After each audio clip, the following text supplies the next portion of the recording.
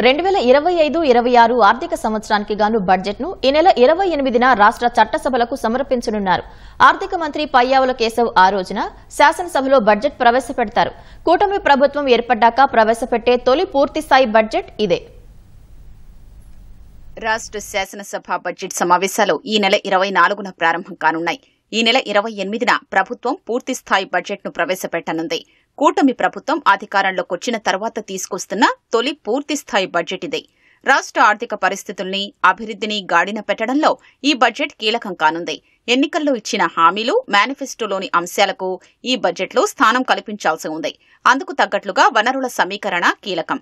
Budget సమావేశాల సందర్భంగా ఈ అంశాలపై ప్రభుత్వం దృష్టి సారించింది. బడ్జెట్ రూపకల్పనపై సీఎం చంద్రబాబు, ఆర్థిక మంత్రి, ఆ శాఖ అధికారులతో ఇప్పటికే 2-3 సార్లు సమావేశమయ్యారు. ఆ తర్వాత మంత్రి పయ్యావుల కేశవ్ అన్ని ప్రభుత్వ శాఖలకు సంబంధించిన మంత్రులు, ముఖ్య కార్యదర్శులతో బడ్జెట్ ప్రతిపాదనలపై కూలంకషంగా చర్చించారు.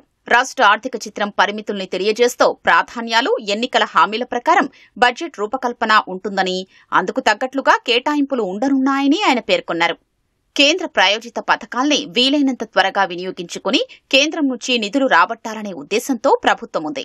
అన్ని ప్రభుత్వ శాఖల నుంచి సాకి ద్వారా నిధులు పొందే ప్రతిపాదనలతో పాటు కేంద్ర ప్రాయోజిత పథకాల ద్వారా రాష్ట్రంలో గరిష్ట ప్రయోజనాలు పొందడం ఎలా అనే అంశంపైన కూలంకషంగా అధికారులతో ఆర్థిక మంత్రి చర్చలు చేపట్టారు.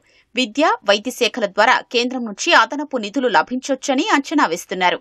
శాసనసభ సమావేశాల తొలి రోజైన ఈ నెల 24న గవర్నర్ జస్టిస్ అబ్దుల్ నజీర్ ఉభయ సభల సంయుక్త సమావేశంలో ప్రసంగిస్తారు. 25న గవర్నర్ ప్రసంగంపై చర్చ ఉంటుంది.